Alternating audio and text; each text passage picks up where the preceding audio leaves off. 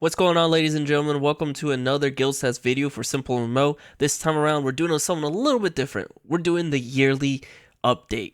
What happened for 2023 for the guilds in SimpleMMO? So this dashboard will cover 1 Jan through 31 December of 2023. So without further ado, let's hop right into the data.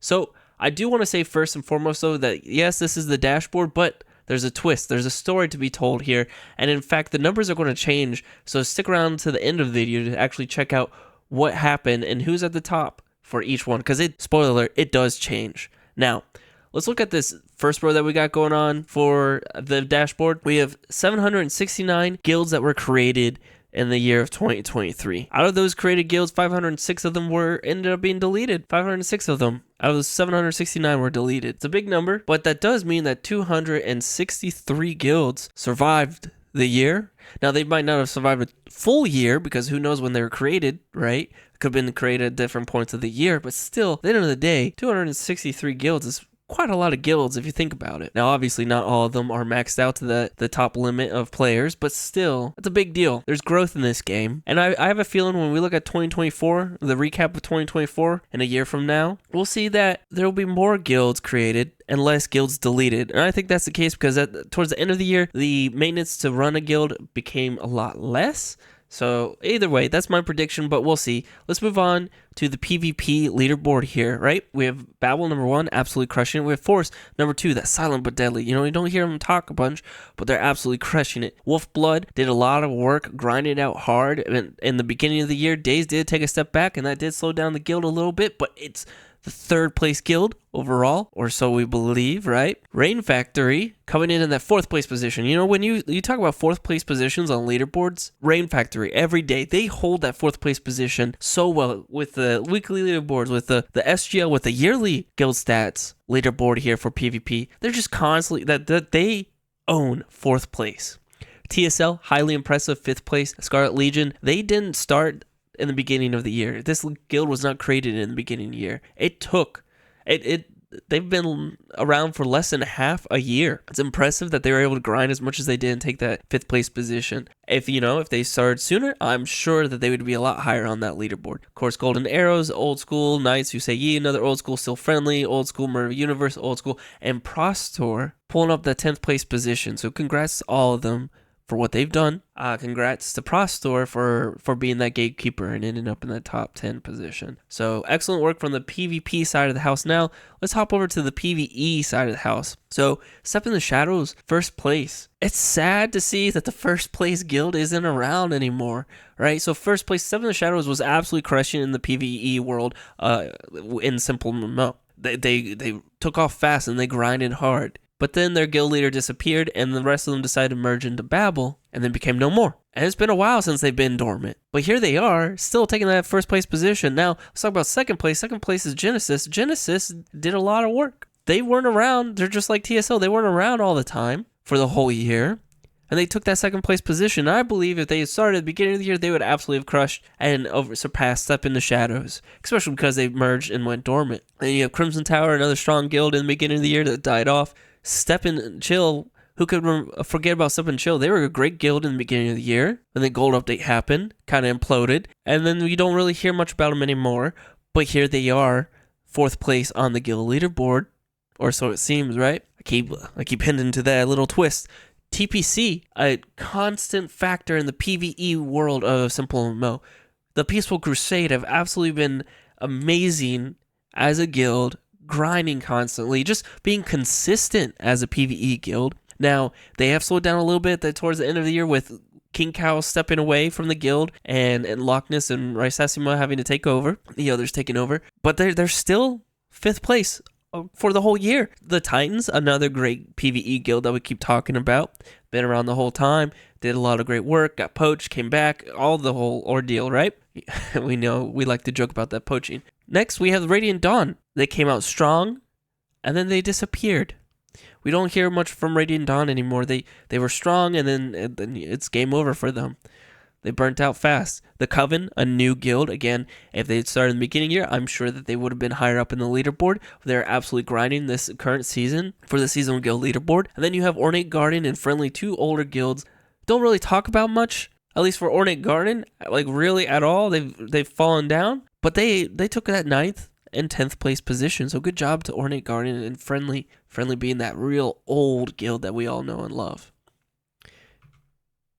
So now let's actually talk about that twist that I mentioned earlier, right? If you look at this leaderboard, you're probably thinking, wait, the Crimson Tower, PVE? I thought they were PvP at one point. Step and Chill, same. They were PvP at some point. Babel, oh, I know Babel spent a whole season as PvE. And you're right, that's where the twist is. This leaderboard that I'm showing right now only showcases what the guild it ended in the year as for the category, right? So Babel ended the year as PvP. Crimson Tower, Step and Chill, they ended the year as PvE. But throughout the year, they changed. So let's tell those stories.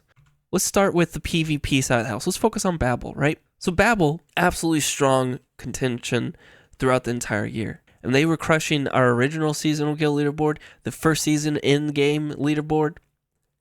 And they decided, you know what? Season 2, we're going to be PvE, and we're going to dominate the PvE side of the house. And that they did. In fact, they earned 144 mil in the PvE realm. Now, if you actually look on the leaderboard for the seasonal guild leaderboard for season 2, you'll see that they earn 147 mil. But the way that I'm doing my pulls and the days that I'm doing my pulls, that doesn't line up with the seasonal guild leaderboards. So there may be some discrepancies here and there, but at the end of the day, I'm consistent with my data. So they earn 144 while being PvE during the weekly guild stats for the whole year. Now let's look at the next guild here that flip-flopped around. That's actually Rain Factory. I don't know if you guys knew this, but Rain Factory was PvE for a very short stint in the beginning of the year. In fact, they earned 2.4 mil in PvE, and then after that short stint, they switched on over to PvP and absolutely crushed it, as we know them as a 4th place winners, earning Amelia that coffee cup, earning that Covenant Celestial tier. They are absolutely dominating the leaderboards here. And so now what does the leaderboard look like? I apologize for those flashbangs, by the way, but you know, it is what it is. Babel still held on as a top 10 PvP guild. Just barely. The Force was close, but Babel still held out. Even though they switched over to PvE, they still held out as a top 10 PvP. Number 1, of course, the Forest, Wolfblood. Rain Factory still held on to the 4th place position. That 2.4 mil didn't really do anything for them. They were just fine. Didn't affect them in their positioning at all, because it was a short stint. And the rest of the leaderboard is exactly the same. No other guild on here flip-flopped around. Now let's go to the PvE side of the house, right? Let's focus on the PvE guilds. Now Genesis has an interesting story. Genesis started off as PvP under the name of Legions United. And they did a short stint as Legions United doing PvP. In fact, just like Rain Factory, they earned 2.4 mil guild EXP while being PvP. And at some point, they decided to change their brand. They went with Cuddlebug Coalition, and at the same time moved over to the PvE side of the house. And then from there were some leadership changes and everything. There's some shifting going on, and Cuddlebug Coalition became Genesis, right? But they were still PvE. So the combination of what the Cuddlebug Coalition and Genesis as these named brands did for PvE is what you see, well, is what occurred to get where they're at now in the PvE realm. Now let's focus on the next PvE guild, right? The Crimson Tower. Now, this one was complicated as we were watching it happen. It was it was wild. So there's 2 Crimson guilds, if you will, right? In the beginning of the year, you had the Crimson Tower, which is not this guild, and then you had the Crimson Offensive, which is this guild. Now, Crimson Offensive was a PvP guild. They're dominating the leaderboards pretty well. They're really strong as a PvE guild. They did some name changes, right? So they went from the Crimson Offensive to Reign of Terror to then Crimson Tower, because Crimson Tower, the original Crimson Tower, not this guild that you see on the leaderboard, but the original Crimson Tower, merged into Crimson Offensive, and they became the Crimson Tower. Now here's the problem though. They were still PvP for the majority of the time. Just recently changed over to PvE, and they earned 0 guild EXP, not a single point, while being PvE. So that's going to drop them completely from this leaderboard, and we'll show what this looks like in a second. But they were truly a PvP guild. They didn't really go anywhere as a PvE guild. In fact, they probably did that so they didn't get destroyed every time when they're more of a dormant guild now, right? Let's look at the final guild that did some flipping. Step and Chill. Now, Step and Chill was a top tier PvP guild. In fact, I believe they're Celestial tier number for a while in the original seasonal guild leaderboard that we did before it was implemented in the game. And at that time, they earned a lot of guild EXP for the PvP side of the house. So they earned 51.8 mil in guild EXP in their first stint of being PvP. During that time, Step and Chill rebranded to Stay and Chat because the guild imploded during the guild update that occurred earlier this year, and I'm sure you all remember how that went down. But from that point, Stay and Chat was still PvP, and then they rebranded back to Step and Chill and moved over to PVE. So they did a small PVE stint before deciding, you know what, let's go back to our roots, let's go back to PvP as Step and Chill again. They earned another 1.8 mil in PvP guild EXP. But from that point, they decided, you know what, this isn't for us anymore. We should have learned. Let's stick back to PvE. So in total, they earned 53.6 mil as a PvP guild. So it greatly reduces what they earn as a PvE guild. So let's look at what that actually looks like. Of course, we talked about Babel absolutely dominating during that Season 2 Season of Guild Leaderboard, earning that 144 mil as a PvE guild. So they take that number 1 position. In fact, surprise, Step into Shadows is still number 2. Genesis is still number 3. They only lost that 2.4 mil. Peaceful Crusade moves up to the 4th place position. Titans move up to 5th.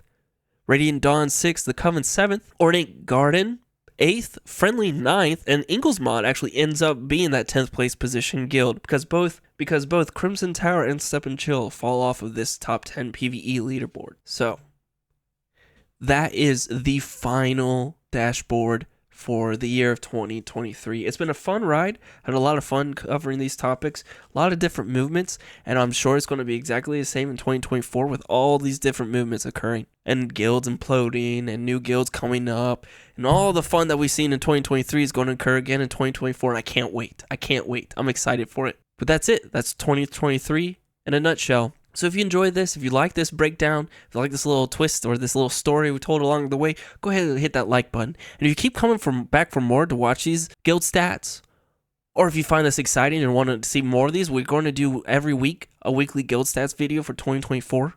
So go ahead and subscribe so you can get notified when that occurs. And as always, why don't you leave a comment down below about what you enjoyed most during the guilds that you're part of for 2023. It's been a lot of fun doing this, and I look forward to doing it for another year. So with that, till next time.